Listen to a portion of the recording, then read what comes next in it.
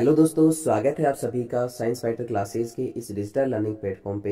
हम पढ़ रहे थे रणथंभौर के चौहान शासकों के बारे में और आज की इस क्लास में हम रणथंभौर के चौहान शासकों में हमीरदेव चौहान के बारे में पढ़ने वाले हैं। तो आज की क्लास आपके लिए बेहद इंपॉर्टेंट और बहुत ही शानदार रहने वाली है। तो चलिए स्टार्ट करते हैं। आज का पहला क्वेश्चन आपके सामने आपकी स्क्रीन पर। हमीर के किन दो मंत्रियों की गद्दारी से रणथंभौर का पतन जो है वो त्वरित हुआ? ऑप्शन आपके सामने है रणवीर और रिपुदमन, महेंद्र पाल और विग्रहपाल, तीसरा आपको दिया है मानवेंद्र और महिपाल और चौथा आपको दिया है रणमल और रतिपाल। इस क्वेश्चन का राइट आंसर होता है ऑप्शन नंबर डी, रणमल और रतिपाल। यहाँ पे हमीरदेव चौहान के बारे में थोड़ी सी विस्तार से चर्चा हम यहाँ पे करते हैं। इनके शासनकाल की बात करें तो इनका शासनकाल 1282 से लेकर के 1301 ईस्वी तक रणथंभौर पे शासन करते हैं हमीरदेव चौहान। इनसे पहले रणथंभौर का जो शासक है वो कौन था? जैतर सिंह चौहान। रणथंभौर के शासक कौन थे? जैतर सिंह चौहान। और जैतर सिंह चौहान के बाद उनका बेटा हमीरदेव चौहान रणथंभौर का शासक बनता है। इनके समकालीन हमीरदेव चौहान के समकालीन मेवाड़ के एक राजा हुए हैं जिनका नाम है समर सिंह। तो याद रखें, हमीरदेव चौहान ने मेवाड़ के शासक समर सिंह को हराया था। इसके अलावा परमार राजा भोज को भी इन्होंने हराया था और ये वही परमार राजा भोज है जिनकी पुत्री का नाम था राजमती। वेरी इंपॉर्टेंट, परमार राजा भोज की पुत्री राजमती, जिसका विवाह अजमेर के चौहान शासक विग्रहराज चतुर्थ, जिन्हें हम बिसलदेव कहते हैं, उनके साथ इनका विवाह हुआ था। और इनके विवाह का जो वर्णन है वो किसमें मिलता है? बिसलदेव रासों में मिलता है। हमने पीछे की क्लास में पढ़ा था कि बिसलदेव रासों की जो महिला पात्र है वो कौन है? राजमती है। इसके अलावा हमीरदेव चौहान के समय दिल्ली का जो सुल्तान था वो कौन था? जलालुद्दीन खिलजी। हमीरदेव चौहान के समय जलालुद्दीन खिलजी दिल्ली का सुल्तान था। वेरी इंपॉर्टेंट, दिल्ली का शासक कौन था? जलालुद्दीन खिलजी, जो कि अलाउद्दीन खिलजी का चाचा था। लेकिन कहते हैं कि अलाउद्दीन खिलजी ने अपने चाचा जलालुद्दीन खिलजी की हत्या कर दी और दिल्ली का सुल्तान खुद बन जाता है। और ये दोनों ही, जलालुद्दीन खिलजी और अलाउद्दीन खिलजी, दोनों ही रणथंभौर पे बारी बारी से आक्रमण करते हैं, जिनमें से 2 आक्रमण जलालुद्दीन खिलजी के द्वारा किए जाते हैं और 2 आक्रमण कौन करता है? अलाउद्दीन खिलजी। और ये चारों ही आक्रमण एग्जाम की दृष्टि से बेहद इंपॉर्टेंट है। तो थोड़ी सी चर्चा हम इन आक्रमण की यहाँ पे करते हैं। जलालुद्दीन खिलजी के द्वारा पहला आक्रमण होता है 1290 ईस्वी में। जलालुद्दीन खिलजी पहला आक्रमण कब करता है? 1290 ईस्वी में करता है। और कहते हैं कि रणथंभौर दुर्ग से ठीक पहले रणथंभौर दुर्ग में प्रवेश करने के लिए एक दुर्ग बना है जिसका नाम है झाइन दुर्ग, जिसे रणथंभौर दुर्ग की कुंजी कहा जाता है। किसे कहा जाता है? झाइन दुर्ग को कहा जाता है। और इस झाइन दुर्ग पर 1290 में जलालुद्दीन खिलजी अधिकार कर लेता है। लेकिन याद रखें, रणथंभौर दुर्ग को नहीं जीत पाता है। ये 1290 का जो आक्रमण है जलालुद्दीन खिलजी का, वो विफल रहता है। केवल वो झाइन दुर्ग पे अधिकार करता है। और जब इस बात का पता हमीरदेव चौहान को लगता है तो हमीरदेव चौहान अपने सेनापति, जिसका नाम है गुरुदास सैनी, वेरी इंपॉर्टेंट, आप साथ साथ यहाँ से नोट कर सकते हैं, गुरुदास सैनी हमीरदेव चौहान का सेनापति है। तो यहाँ पे गुरुदास सैनी 10,000 सैनिकों के साथ युद्ध लड़ने के लिए जाता है, जबकि जलालुद्दीन खिलजी के पास 80,000 की सेना थी।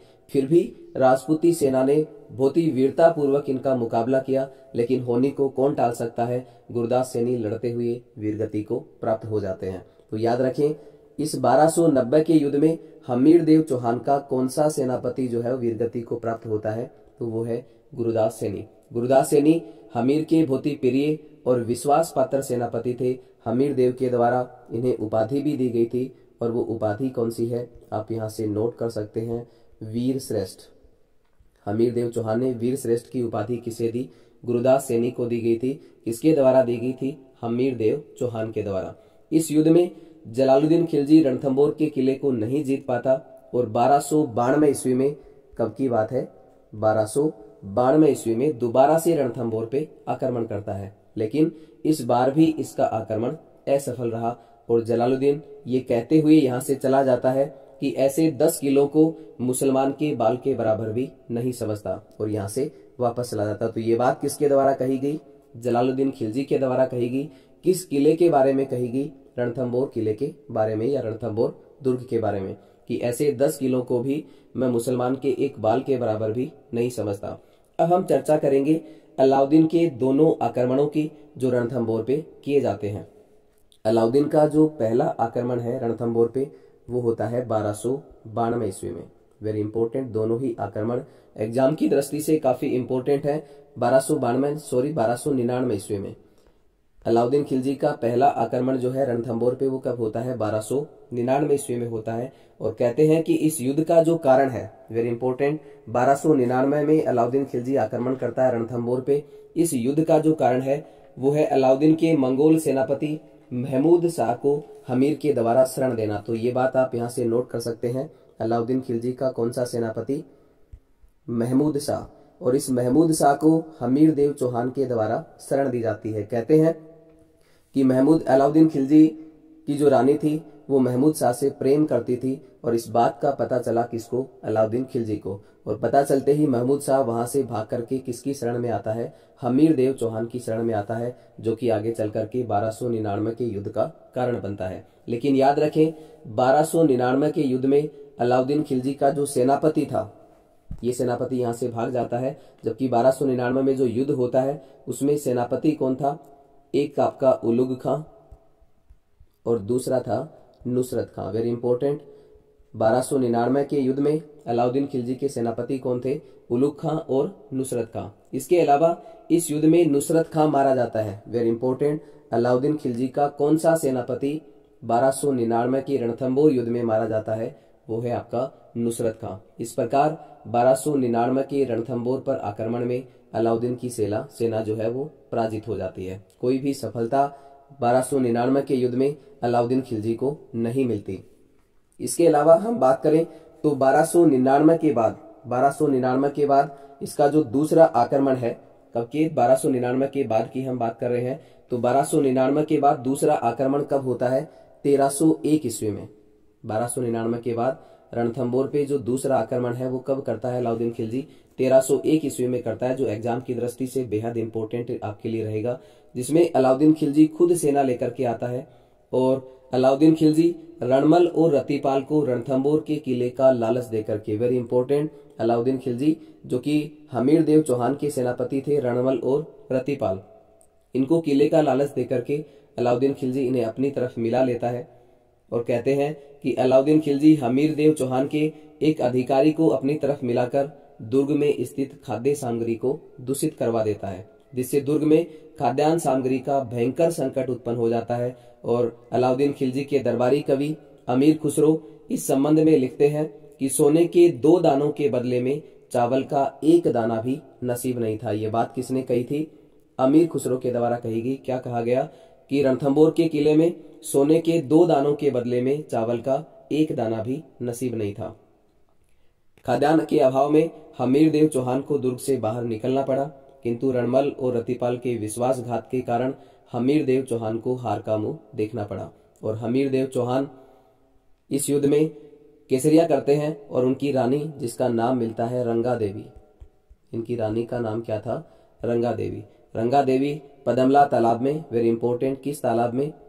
पदमला तालाब में कूद करके जल जोहर करती हैं। तो इस प्रकार से रणथंभौर के किले में जल जोहर होता है और 1301 ईस्वी में रणथंभौर का प्रथम साका होता है और रणथंभौर पे अधिकार किसका हो जाता है? अलाउद्दीन खिलजी का अधिकार हो जाता है। कहते हैं कि अपने जीवन काल में हमीर देव चौहान ने कुल 17 युद्ध लड़े थे और इनमें से 16 युद्धों में हमीर देव चौहान विजयी रहते हैं। बार बार के प्रयासों के बाद भी जलालुद्दीन खिलजी का रणथंभौर पे अधिकार नहीं कर पाना हमीर देव चौहान की सूरवीरता और सैनिक योग्यता का स्पष्ट प्रमाण देता है।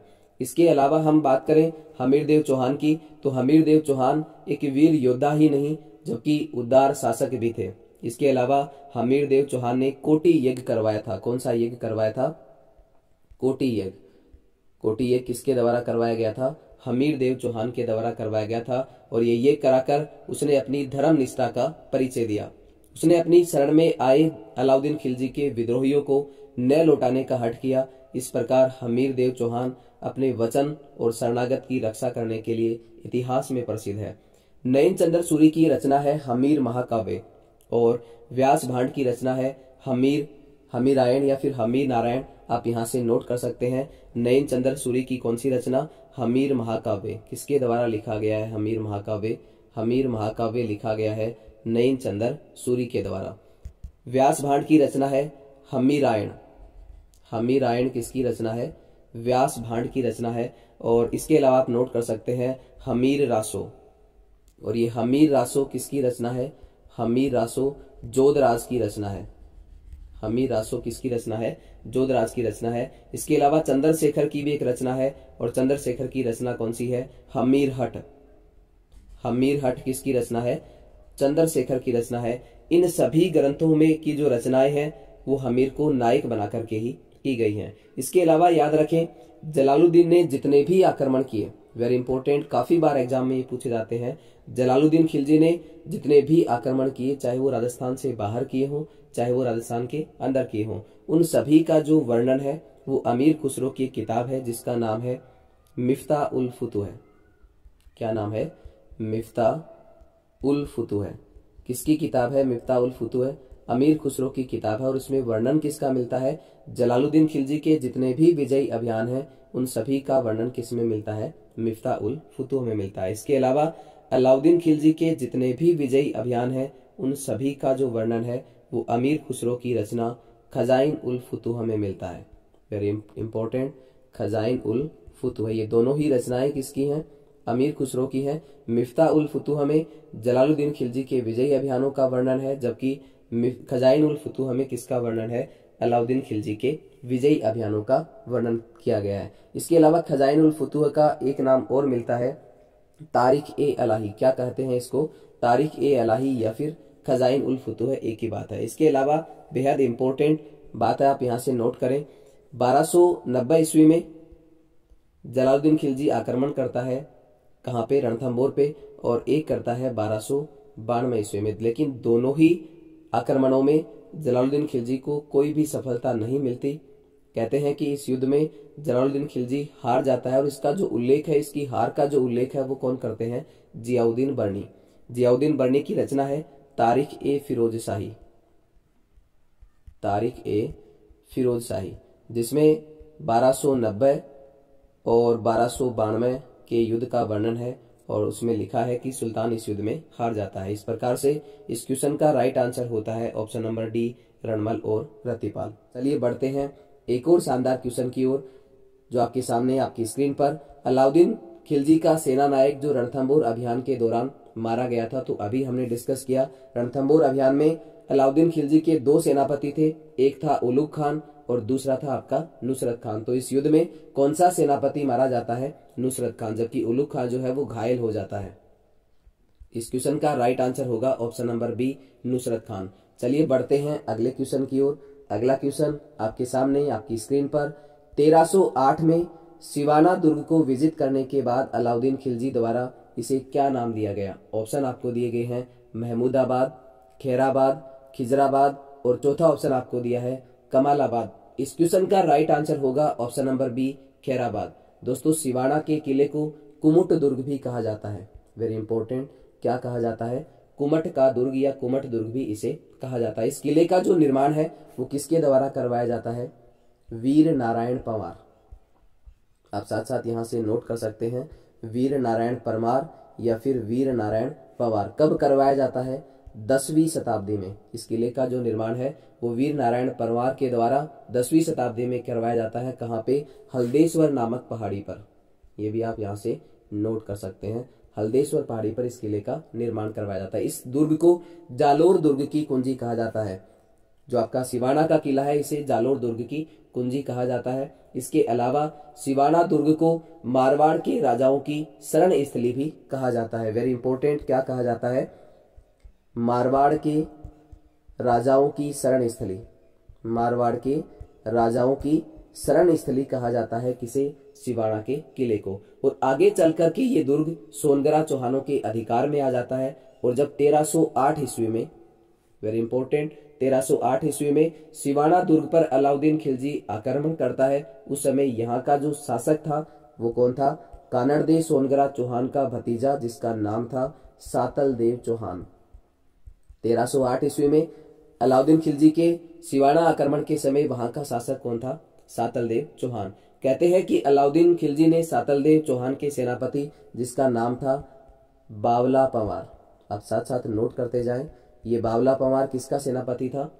सातलदेव चौहान का सेनापति था। तो इस बावला पंवार को किले का लालच देकर के अपनी तरफ मिला लेता है और किले में मौजूद प्रमुख पेयजल स्रोत जिसका नाम है भांडेलाव तालाब, भांडेलाव तालाब, आप साथ साथ यहाँ से नोट करते जाएं, भांडेलाव तालाब को गोमान से दूषित करवा देता है। और जब दुर्ग की रक्षा का कोई और उपाय नहीं दिखा तो राजा सातलदेव और उसके पुत्र सोमेश्वर के नेतृत्व में राजपूत केसरिया करते हैं और राजपूत रानियां हैं वो जोहर करती हैं। इस प्रकार से अलाउद्दीन खिलजी का इस दुर्ग पे अधिकार हो जाता है और इस दुर्ग का नाम बदल करके क्या रखा जाता है?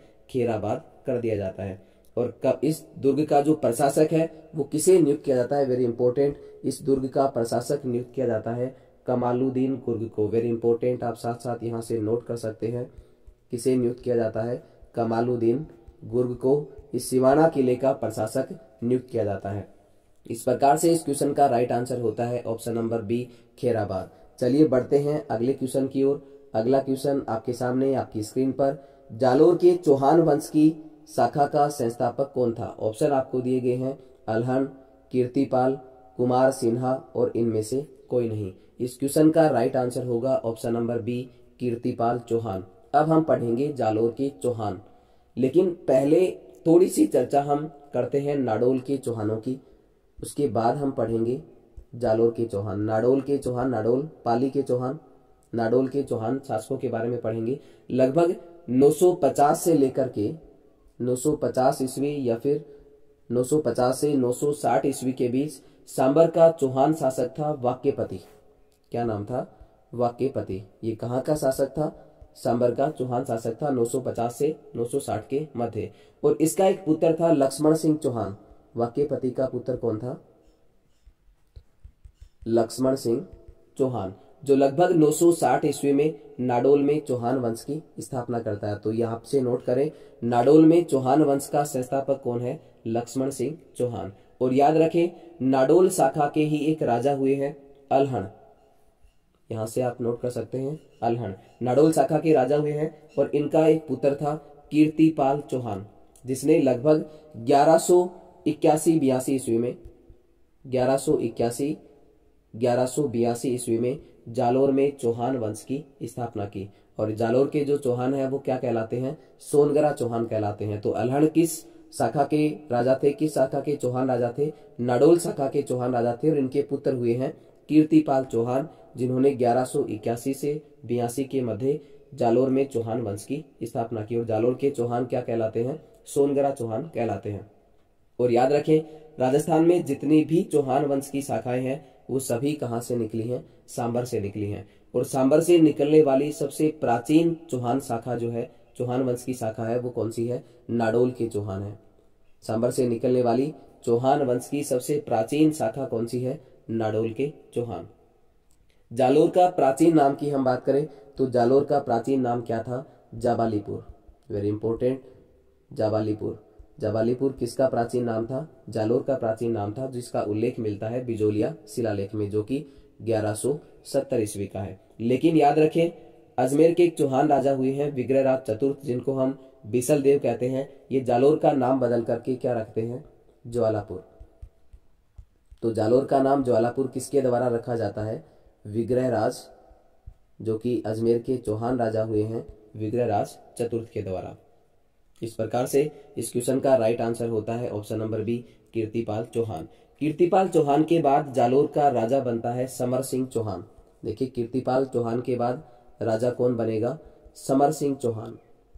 वेरी इंपॉर्टेंट, कीर्तिपाल के बाद प्रतापी शासक जो है जालोर का, वो कौन बनता है? समर सिंह चौहान बनता है। और इसके बाद शासक बनेगा आपका उदय सिंह चौहान। इसके बाद शासक कौन बनेगा? उदय सिंह चौहान बनेगा। किसके बाद? समर सिंह चौहान के बाद। और ये वही उदय सिंह चौहान है जिसने दिल्ली के शासक इल्तुतमिश को हराया था। और इल्तुतमिश से मंडोर और दूसरा नाडोल, मंडोर और नाडोल, उस समय मंडोर और नाडोल पे अधिकार किसका था? इल्तुतमिश का था। तो इल्तुतमिश को हरा करके उसे मंडोर और नाडोल छीन लेता है और यहाँ पे मंडोर और नाडोल पे अधिकार किसका हो जाता है? उदय सिंह चौहान का। तो उदय सिंह चौहान वेरी इंपॉर्टेंट है, जिसने दिल्ली के इल्तुतमिश को हराया था और मंडोर और नाडोल को छीन करके उस पर अधिकार किया था। इस प्रकार से इस क्वेश्चन का राइट आंसर होता है option number B, Kirtipal Chauhan. चलिए बढ़ते हैं अगले क्वेश्चन की ओर। अगला क्वेश्चन आपके सामने आपकी स्क्रीन पर, इल्तुतमिश के जालोर पर आक्रमण के समय जालोर का चौहान शासक कौन था? ऑप्शन आपको दिए गए हैं समर सिंह, कीर्तिपाल चौहान, उदय सिंह चौहान, कानड़देव चौहान। तो यहाँ पे अभी हमने डिस्कस किया कि इल्तुतमिश ने जब जालोर पे आक्रमण किया तो जालोर का चौहान शासक कौन था? उदय सिंह चौहान। इस प्रकार से इस क्वेश्चन का राइट आंसर होता है option number C, Uday Singh Chauhan. चलिए बढ़ते हैं अगले क्वेश्चन की ओर। अगला क्वेश्चन आपके सामने आपकी स्क्रीन पर, अलाउद्दीन खिलजी ने 1311 ईस्वी में जालोर को जीत करके उसका नाम क्या रखा? ऑप्शन आपको दिए गए हैं जलालाबाद, खिजराबाद, खैराबाद, जलालाबाद और मोमिनाबाद। इस क्वेश्चन का राइट आंसर होता है ऑप्शन नंबर सी, जलालाबाद। तो चलिए अब हम थोड़ी सी चर्चा यहाँ पे करेंगे कानड़दे सोनगरा के बारे में, जो कि जालोर का शासक हुआ है, प्रतापी शासक हुआ है। अलाउद्दीन खिलजी ने जालोर पर कई आक्रमण किए हैं। तो इसके आक्रमणों की हम बात करें तो पहला आक्रमण जो है वो 1299 में होता है। कब होता है? 1299 में। कहते हैं कि अलाउद्दीन खिलजी की सेना जालोर से होती हुई गुजरात जा रही थी और कहते हैं कि अलाउद्दीन ने कानड़दे सोनगरा से गुजरात जाने के लिए रास्ता मांगा तो कानड़दे सोनगरा ने जालोर से जाने से इनकार कर दिया। लेकिन गुजरात अभियान से लौटते समय अलाउद्दीन खिलजी की सेना और कानड़दे सोनगरा की सेना के बीच युद्ध होता है और इस युद्ध में अलाउद्दीन खिलजी के जो सेनापति थे वो कौन थे? एक तो था उलुग खां और दूसरा नुसरत खां। ये किसके सेनापति थे? अलाउद्दीन खिलजी के सेनापति थे। जबकि कानड़दे का जो सेनापति था वो कौन था? जेता देवड़ा। और इस प्रकार से दोनों के बीच युद्ध होता है, लेकिन इस युद्ध में अलाउद्दीन खिलजी को कोई भी सफलता नहीं मिलती। इसके बाद दूसरा जो आक्रमण होता है जालोर पे वो होता है 1305 ईस्वी में। अलाउद्दीन खिलजी दोबारा से 1305 में जालोर पे आक्रमण करता है, लेकिन ये आक्रमण भी विफल रहा। इसमें अलाउद्दीन का जो सेनापति था, इस युद्ध में 1305 के युद्ध में अलाउद्दीन खिलजी का जो सेनापति था वो आप यहाँ से नोट कर सकते हैं, उल मुल्क मुल्तानी। ये किसका सेनापति था? अलाउद्दीन खिलजी का सेनापति था। जबकि इससे पहले की हम बात करें 1305 से पहले की, जो कि 1299 में युद्ध होता है, उसमें सेनापति कौन था? एक तो था आपका उलुग खां, दूसरा था नुसरत खां। और 1305 में जो युद्ध हुआ उसमें सेनापति कौन था? अलाउद्दीन खिलजी का उल मुल्क मुल्तानी।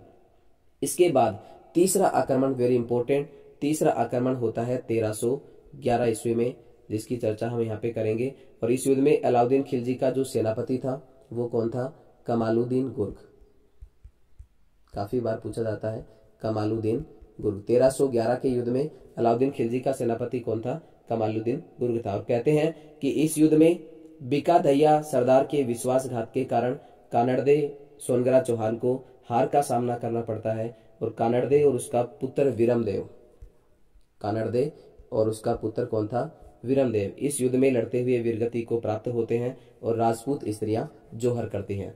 इस प्रकार से जालोर पर अलाउद्दीन खिलजी का अधिकार हो जाता है और जालोर का नाम बदल करके क्या रख दिया जाता है? जलालाबाद रख दिया जाता है। और याद रखें, यहीं पर अलाउद्दीन खिलजी ने अलाई दरवाजे का निर्माण करवाया था और इसके अलावा तोपखाना मस्जिद, आप दोनों यहाँ से नोट करें, अलाउद्दीन खिलजी ने जालोर में अलाई दरवाजे का निर्माण करवाया और दूसरा इसने क्या करवाया यहाँ पे? तोपखाना मस्जिद का जो निर्माण है वो किसके द्वारा करवाया जाता है? अलाउद्दीन खिलजी के द्वारा। कहाँ पे? जालोर में। इस प्रकार से इस क्वेश्चन का राइट आंसर होता है ऑप्शन नंबर सी, जलालाबाद। चलिए बढ़ते हैं अगले क्वेश्चन की ओर। अगला क्वेश्चन आपके सामने आपकी स्क्रीन पर, अलाउद्दीन खिलजी के जालोर आक्रमण के समय उलुग खां कहाँ का सूबेदार था? बहुत ही शानदार क्वेश्चन आपको पूछा गया है। ऑप्शन आपको दिए हैं कड़ा, बयाना, दीपालपुर और मालवा। इस क्वेश्चन का राइट आंसर होता है ऑप्शन नंबर बी, बयाना। चलिए बढ़ते हैं अगले क्वेश्चन की ओर। अगला क्वेश्चन आपके सामने आपकी स्क्रीन पर, अलाउद्दीन खिलजी ने जालोर के किस राजपूत वंश का अंत कर दिया था? तो अभी हमने जालोर के राजपूत वंश के बारे में पढ़ा। ऑप्शन आपके सामने है राठौड़ वंश, गुहिल वंश, कछवा वंश, सोनगरा चौहान वंश। देखिए राठौड़ वंश कहाँ पे शासन किया? जोधपुर मारवाड़ में। गुहिल वंश ने मेवाड़ पे शासन किया और कछवा वंश ने कहाँ पे शासन किया? जयपुर में। तो आपका चौथा ऑप्शन यहाँ पे सोनगरा चौहान वंश यहाँ पे बिल्कुल सत्य होगा। तो आज के लिए दोस्तों इतना ही। कल मिलते हैं कुछ और नए क्वेश्चंस के साथ। तब तक के लिए आप सभी साथियों का बहुत बहुत धन्यवाद। जय हिंद, जय भारत।